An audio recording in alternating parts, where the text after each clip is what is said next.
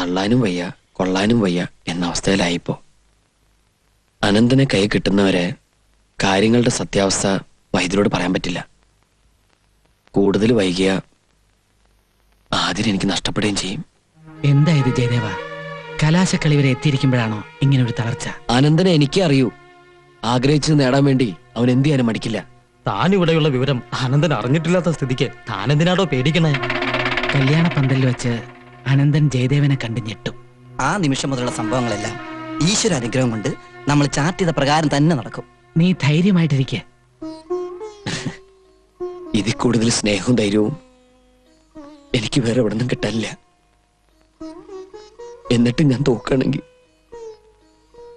ഈ ജയദേവൻ നിങ്ങളുടെയൊക്കെ മനസ്സിൽ ഒരു ഓർമ്മ മാത്രമേ മാറും. അതെ ജയദേവ, എന്താ ഇത്? കൂടുതലൊന്നും എഴുതുന്നില്ല. എന്തായാലും അമ്മയും സ്വർണവും കല്യാണ സമയത്തെത്തുക.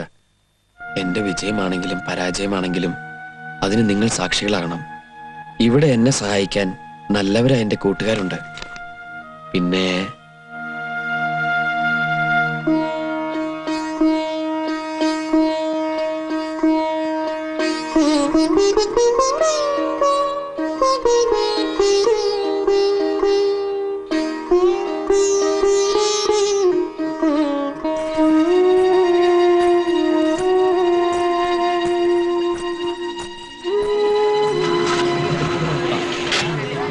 അങ്ങോട്ട് ചെല്ലുക. എല്ലാവരും കയറിക്കോളൂ. മാമ്പള്ളി, ഇവിടെ മാമ്പള്ളി, സമയമാവണോ? വിളിക്കാൻ നേരത്തെ മണ്ഡപത്തിലോട്ട് ചെല്ലട്ടെ. അവിടുത്തെ ഒരുക്കങ്ങളൊന്നും പൂർത്തിയായി. മാമ്പള്ളി പോയിക്കോളൂ, ഞങ്ങൾ ഉടനെ എത്തിക്കോളാം. എന്താ കുട്ടികളെ, സമയമാവണോ? വണ്ടിയെ കയറുക. സുഭദ്ര എവിടെ? ഹായ്, ഇപ്പോഴും ഒരുങ്ങിട്ടിരിക്കുക. സുഭദ്രേ, ഞാനൊന്ന് ആശ്രമം വരെ ചെന്നിട്ട് വരാം. വേണ്ട അതിരെ, മുത്തശ്ശനൊക്കെ ഇപ്പൊ വരൂട്ടോ. ഗുരുസ്വാമിയുടെ മെതിയടി തൊട്ട് തൊഴാൻ പോയിരിക്കാന്ന് പറഞ്ഞാ മതി. നന്ദിനി, ഞാൻ ഇപ്പൊ വരാട്ടോ. ശരി. ഒരിക്കൽ പോലും കണ്ടിട്ടില്ലാത്ത ഗുരുവെ, ചെയ്തു പോയ അപരാധങ്ങളെല്ലാം പൊറുക്കണം. അതിരെ, നീ ഒരു കാര്യം ഓർമ്മിപ്പിക്കാൻ വന്നതാണ്. എന്റെ ജീവിതത്തിലെ ഏറ്റവും വിലപ്പെട്ട ദിവസമാണെന്ന്. കുന്നമംഗലത്തെ പെൺകുട്ടികള് ഏറ്റവും പവിത്രമായി കാണുന്ന ആഭരണങ്ങൾ അണിഞ്ഞ് കാരണവന്മാരെ മനസ്സിൽ ധ്യാനിച്ച് തറവാടിന്റെ പടി ഇറങ്ങി പോവാണ് ഞാൻ. മണ്ഡപത്തിൽ ഞാൻ കാത്തിരിക്കും. ചേട്ടൻ എന്റെ കഴുത്തിൽ താലി കെട്ടുമെന്ന വിശ്വാസത്തോടെ. മറ്റൊരാൾക്ക് കഴുത്ത് നീട്ടേണ്ടി വന്ന പിന്നെ ആദര ജീവനോടുണ്ടാവില്ല. സത്യം.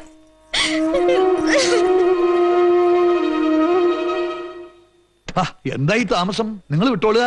കുട്ടികളെ, നിങ്ങൾ ആ വണ്ടിയിലേക്ക് കയറുക. സുഭദ്രാമേ, മാമ്പള്ളി എവിടെ? അവൻ മണ്ഡപത്തിലേക്ക് പോയില്ലേ? ഹായ്, ഞാൻ ആ കാര്യം മറന്നു. കുട്ടി, നീ എവിടെയായിരുന്നു? ഗുരുസ്വാമിയുടെ മെതിയടി തൊട്ട് തൊഴാൻ. നന്നായി. ജയദേവാനന്ദ സ്വാമി ധ്യാനത്തിൽ നിന്ന് ഉണർന്നോ കുട്ടിയെ? ഉവ്വ്, ഒരുങ്ങാണ്. നിന്റെ മുഖം എന്താ വല്ലാണ്ടിരിക്കണേ? കരഞ്ഞു? ആ ബാഹുലയാ, സ്വാമിക്ക് പോകാനുള്ള വണ്ടി എവിടെ? ഇപ്പൊ വരും.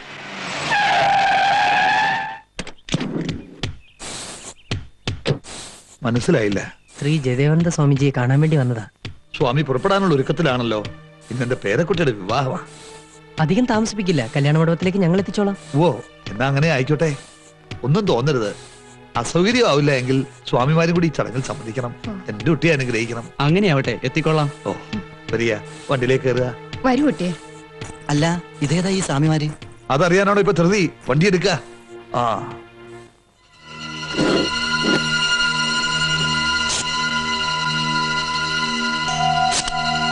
ജയ് ശ്രീ ജയദേവാനന്ദ സ്വാമി. മനസ്സിലായില്ല. മനസ്സിലാക്കി തരാം. ഞങ്ങളോടൊപ്പം പോന്നോളൂ. മര്യാദക്ക് ഞങ്ങളോടൊപ്പം വരുന്നതാ നല്ലത്. ഇല്ലെങ്കിൽ സ്വാമിയുടെ സമാധി ഇവിടെ തന്നെ കെട്ടേണ്ടി വരും.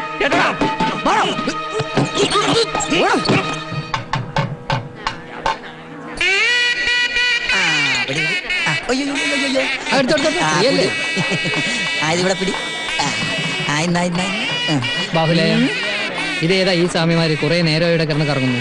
ഇവന്മാര് സംഗതി വശപ്പശക്കാണെന്ന് തോന്നണത്.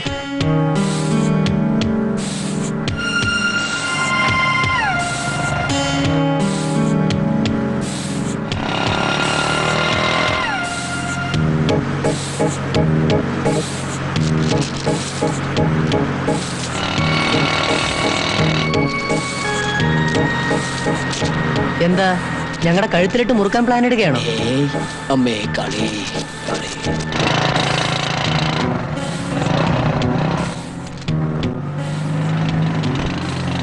കുറച്ച് നേരമായാലും അത് വെച്ച് കളിക്കാൻ തുടങ്ങിയിട്ട്.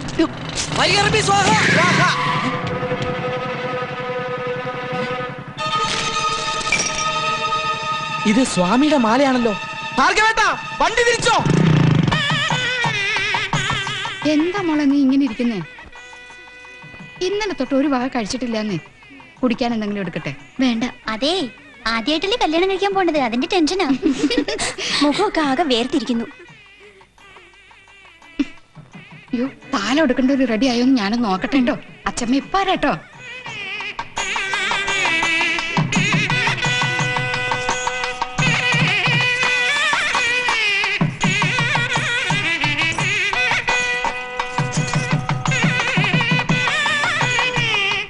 നല്ല സുന്ദരി കുട്ടിയല്ലേ അമ്മേ? എന്താണാവോ എന്റെ ജയദേവന്റെ ഉദ്ദേശം? അമ്മയ്ക്കൊന്നും മനസ്സിലാവുന്നില്ല മോളെ. നടക്കടാ.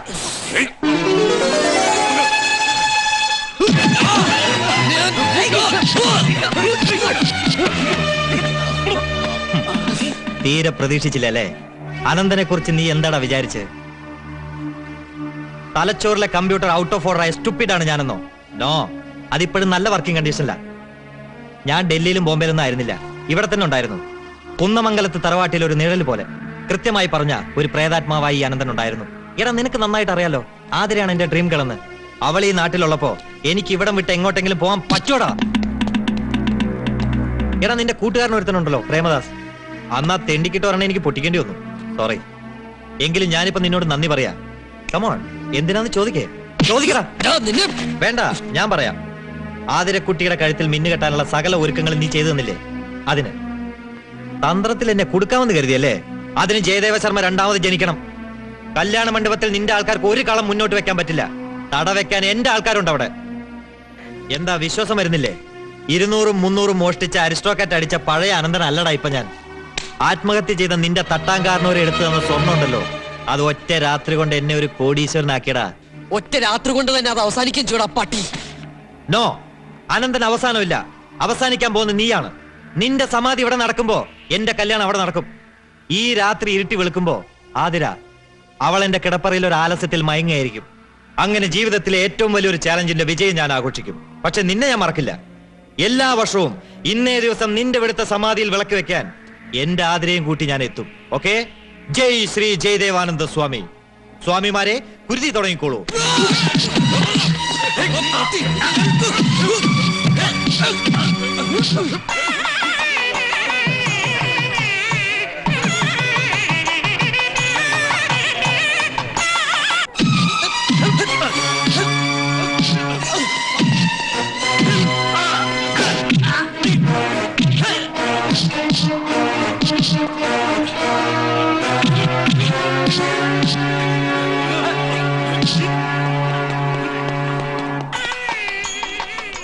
അവരെ കാണുന്നില്ലല്ലോ. എന്റെ നെഞ്ച് പടപടാന്നിരിക്കുന്നു.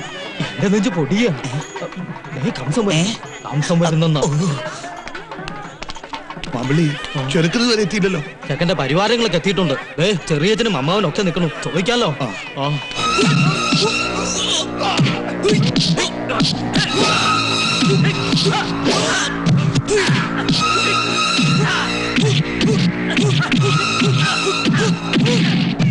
അനന്തനെ കാണുന്നില്ലല്ലോ. മുഹൂർത്താവുന്നല്ലേ ഉള്ളൂ. ബ്രോക്കർ ആയിരിക്കും അല്ലേ? അല്ല, അമ്മാവൻ. അപ്പൊ ഇതായിരിക്കും ബ്രോക്കർ. ഇതൊക്കെ ഇപ്പോഴാണ്. സമയം എന്തായെന്നറിയോ? സമയം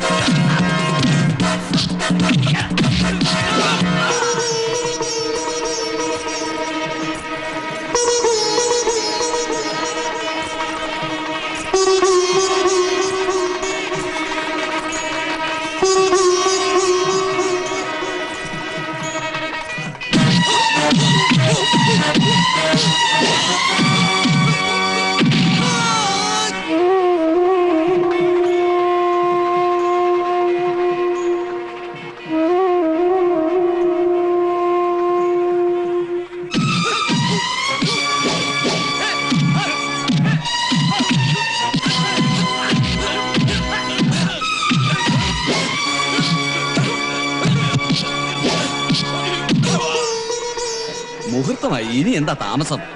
ജയദേവാനന്ദ സ്വാമി ആയിക്കോട്ടെ, അദ്ദേഹത്തിന്റെ അനുഗ്രഹങ്ങളും വാങ്ങിയിട്ട് അത് താരി ചാർത്തി കഴിഞ്ഞിട്ട് ആവാലോ. എങ്കിലായിക്കോട്ടെ.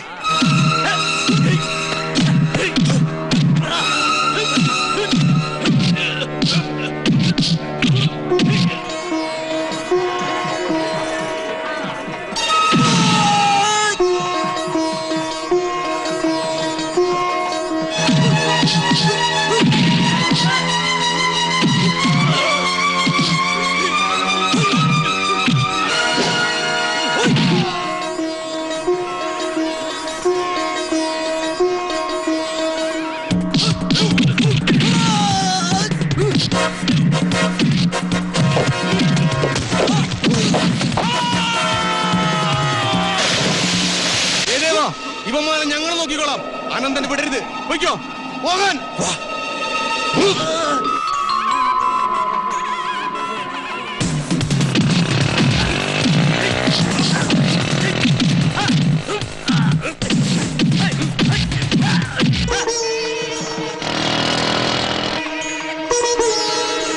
അല്ല, ഓർത്തുമായി താലി എടുത്തു കൊടുത്തോളുക.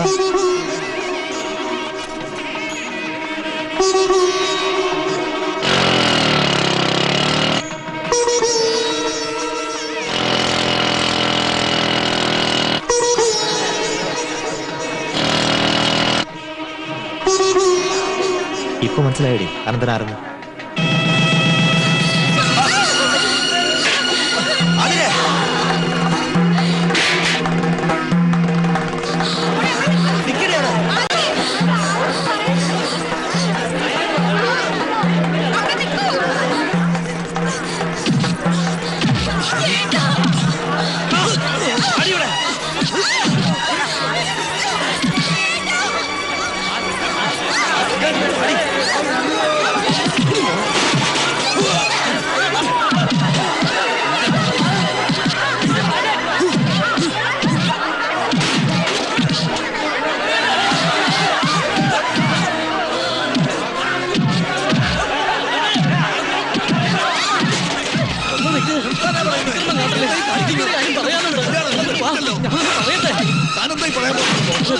പറയാം. ഇങ്ങോട്ട് വരുന്നേ.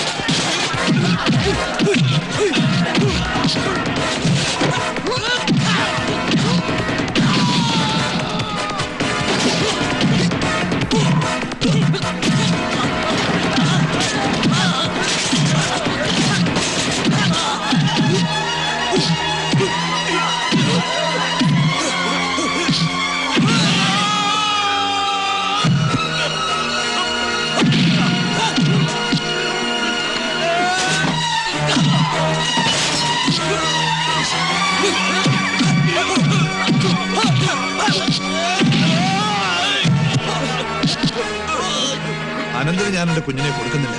പക്ഷേ വിശ്വാസവഞ്ചന കാണിച്ചവർക്കിവിടെ സ്ഥാനമില്ല. ഒട്ടുപോകരുത്. ഇതൊന്ന് അംഗക്കളരിയോ? ഇറങ്ങടാ പുറത്ത്. ജയദേവ, ഇവനെ ഞങ്ങൾക്ക് വിട്ടു. ഇവനെ കൊണ്ട് സ്വർണം ഞങ്ങൾ തുപ്പിച്ചോളാം. വൈദ്യർ ക്ഷമിക്കണം, ഞങ്ങളെ പേടിച്ചാണ് ജയദേവന് വേഷം കെട്ടിയത്. സോറിടാ. കാണാം വെച്ചിട്ടുണ്ടോ? ഓർക്കണം, അങ്ങയോട് വിശ്വാസവഞ്ചന കാണിച്ചവനാണ് ഞാൻ. പ്രാണം തെളിച്ചെന്ന ഒരു ആത്മാവിനോട് ചെയ്ത ശബ്ദം നിറവേറ്റാൻ വേണ്ടി ഇങ്ങനെയൊക്കെ ആകേണ്ടി വന്നു. നന്മ മാത്രമായിരുന്നു ലക്ഷ്യം, നന്മ മാത്രം. അറിഞ്ഞോ അറിയാതെയോ അങ്ങയുടെ മനസ്സ് വേദനിപ്പിച്ചിട്ടുണ്ടെങ്കിൽ മാപ്പ്.